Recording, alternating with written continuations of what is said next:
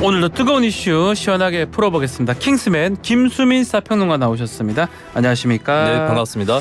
자, 짧게 김용호 통일부 장관 후보자 관련 소식 먼저 짚어보겠습니다. 지난번에 인사청문회 자료 제출이 부족하다 이유로 파행이 됐는데 네. 어제까지 보고서 송부 시한이었습니다. 어떻게 됐습니까? 네, 청문 보고서 송부 시한까지 청문 보고서 채택을 해야 되는데 네. 이것을 채택하기 위해서는 전체 회의를 외교통일위원회 상임위에서 예. 전체 회의를 개최를 해야 되는 거죠. 근데 전체 회의 개최 자체 합의를 하지 못하면서 청문 보고서 채택은 불발되었습니다. 자, 인사청문회법 보면 임명동의안 제출된 날로부터 20일 이내에 적격성 판단하고 보고서를 보내야 되는데 네. 기한이 이제 만료됐다 이 말인데 자, 결국 전체 회의도 못 열었다면 여야 입장차가 크다 이렇게 봐야 되는 겁니까? 네, 국민의힘에서는 김용호 후보자가 법적 제출 의무가 있는 자료는 대부분 제출을 했다라고 하는 입장이고 과거 발언도 문제가 되지 않는다라고 보고 있습니다. 네. 반면에 더불어민주당은 김용호 후보자 인식이 극우적이다라고 보고 있고 자료 제출도 비협조한 부분들이 있다라고 예. 봤고요. 외통위 야당 간사인 이용선 민주당 의원은 자진 사퇴해야 될 정도로 심각한 부적격이라고 봤다라고 밝혔거든요. 그렇기 때문에 여야 간의 입장차가 너무 선명하게 갈려 있고 현재 의석 분포라든지 이런 것들을 봤을 때 청문 보고서 채택이 거의 불가능해 보인 그런 수준입니다. 자, 그렇다면 앞으로 남은 절차 어떻게 되는 겁니까? 네, 인사 청문 보고서 채택이 불발되면 대통령은 10일 이내 기간을 정해서 예. 보고서 재송부를 요청을 할 수가 있고요. 근데 이 10일 동안에도 국회가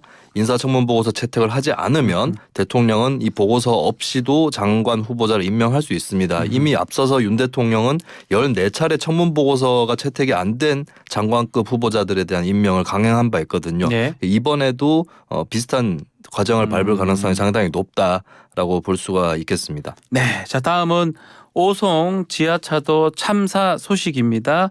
자, 검찰이 어제 오송 지하차도 사고 관련해서 대대적인 압수수색을 했습니다. 네, 이번 사건은 아무래도 지하차도 통제가 왜 이루어지지 않았느냐 그리고 부근의 제방은 어떻게 해서 붕괴되었느냐 이런 부분에 초점을 맞출 수밖에 없겠는데요. 네. 거기에 관련된 기관들이 다 포함이 됐습니다. 충청북도, 청주시 행정중심복합도시건설청, 충북경찰청, 청주 흥덕경찰서, 충북 소방본부 이렇게 6군데가 검찰 압수수색 대상 기관에 포함이 됐습니다. 자, 관련 기관 대부분을 압수수색한 것 같은데 자, 이와 함께 국무조정실이죠.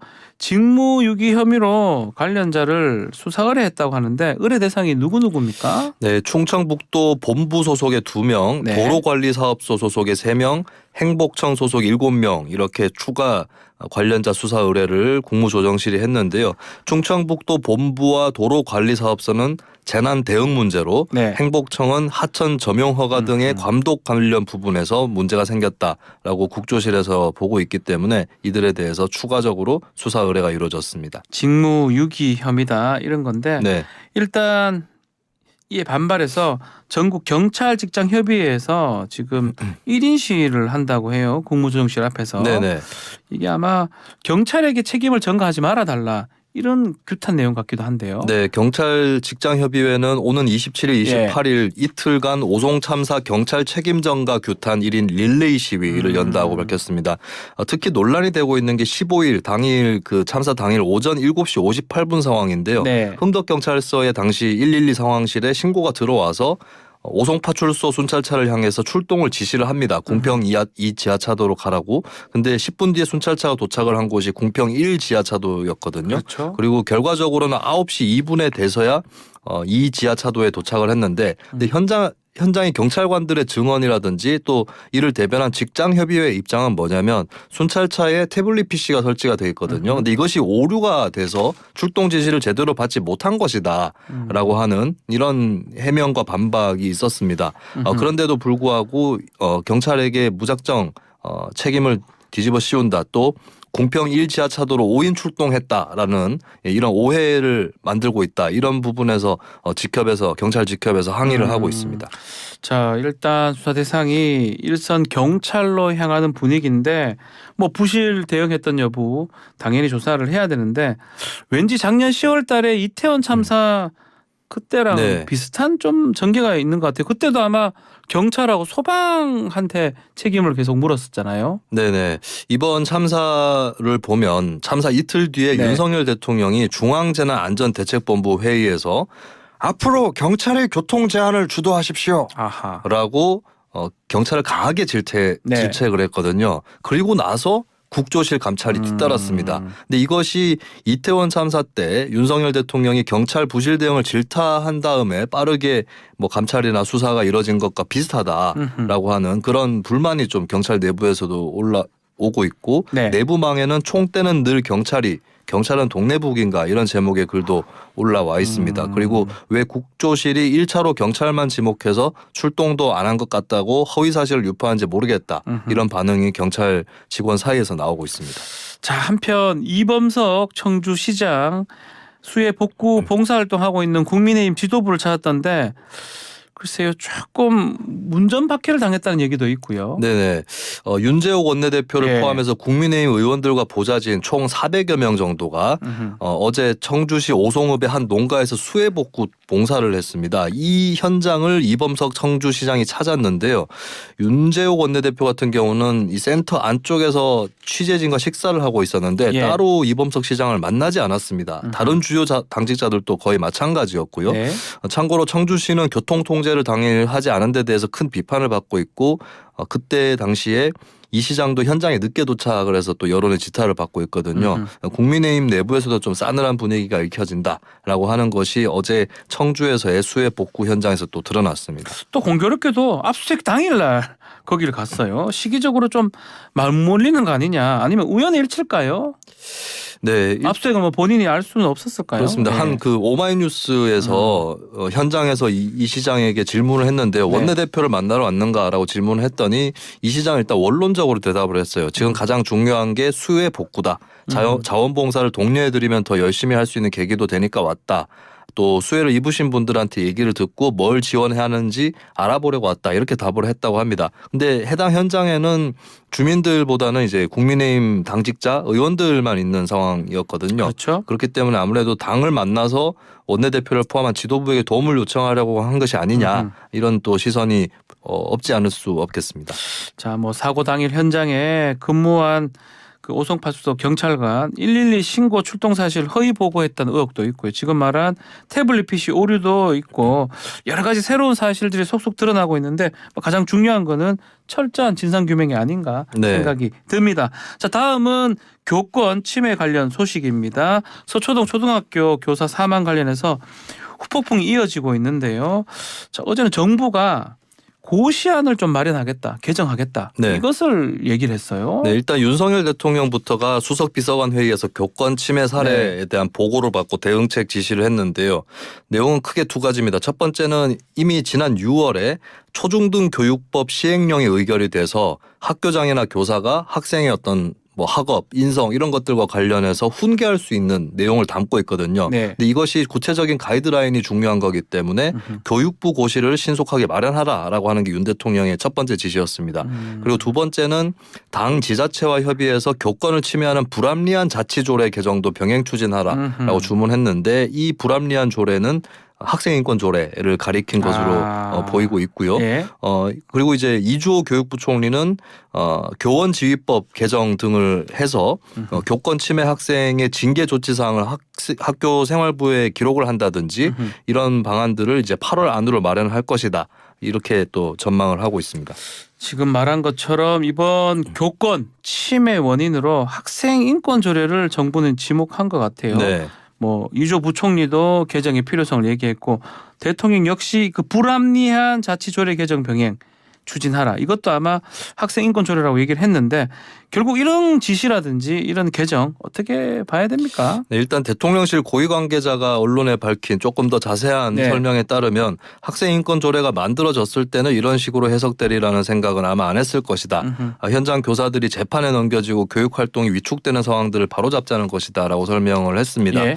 근데 이제 조례는 지자체, 교육청, 지방의회 이쪽의 소관이기 때문에 대통령실이나 정부가 직접적으로 손을 댈 수는 없을 부분이 될 것 같고요. 그렇기 때문에 당과 지자체 주체와 협력을 하라고 윤 대통령도 지시를 했다고 볼 수가 있겠습니다. 그리고 상위법의 내용에 따라서 조례 내용은 뭐 바뀌거나 그렇죠. 제한이 될 수 있기 때문에 상위법이라 시행령을 바꾸는 방법 이런 것들이 일단 일어날 것으로 보이고 있고요. 다만 이제 좀 구체적으로 논란이 될 수 있는 부분은 실제로 교사의 지도권 이런 것들을 확립하는 건 중요하다는 것이 중론인데 네. 그것이 학생 인권하고 반비례 제로성 관계이냐라고 했을 때 그렇지 않다. 같이 가는 관계다라는 이런 또 지적도 있습니다. 이런 부분들이 다 같이 어떻게 구체적으로 개정 방향에서 녹여지느냐 이 부분이 중요할 것으로 보입니다. 그거거든요. 교권하고 학생 인권이 이게 대립하는 가치는 아니다. 네.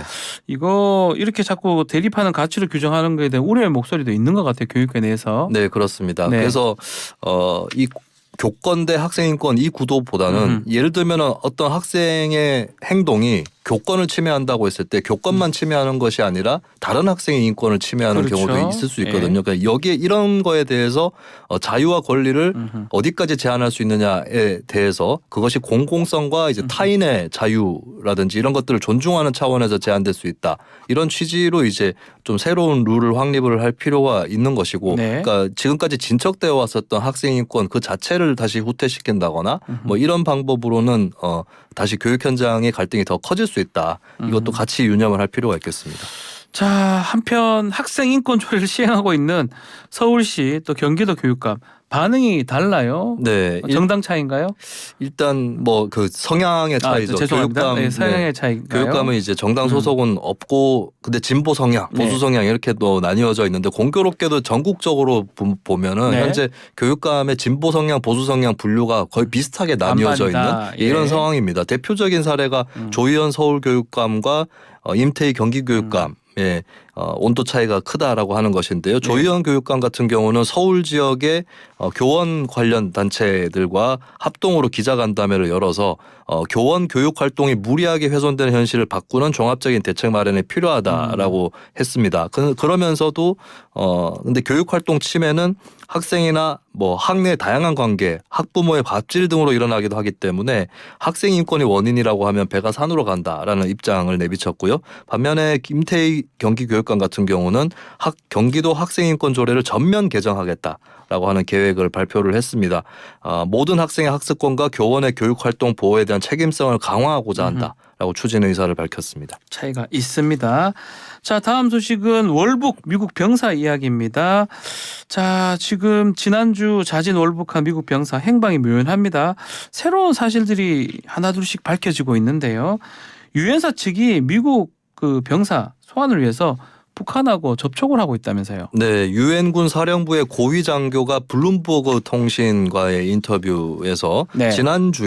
지난주에 국경을 넘은 미군 병사의 신변에 대해 북한군과 협의를 시작했다라고 보도를 했습니다. 그런데 이런 협상은 또 비밀성이 중요하기 때문에 회담의 자세한 내용이라든지 이런 것들은 언론을 통해서 전해지고 있지는 않습니다. 네, 북한이 응답을 했다는 건데 또 미국 측 얘기에 따르면 새로운 연락은 없다 이런 상황인데 자 북한이 이 북미 관계의 정치 주도권을 좀 가지려고 하는 부족도 있는 것 같아요. 현재 네. 그런 움직임이라고 봐야 됩니까? 근데 일단은 북한이 지금쯤 하고 있을 일이 뭐냐면 예. 월북한 미군 병사 트래비스 킹에 대해서 계속 붙잡아둘 가치가 있는가 이런 부분을 이제 알아봐야 되고 집중 신문을 하고 있을 것이다라는 예상이 나오고 있습니다. 그러니까 이 인물에 대해서 뭐 얻어낼 만한 정보라든지 이런 것들이 있는지 이런 것들에 대해서 신문을 하게 될 텐데 근데 육군 기병대 정찰병이거든요. 이 월북한 미군 병사가 네. 그러면 이제 북한이 관심을 가질 만한 어떤 직위에 있는 사람이 아니다라고 판단할 가능성도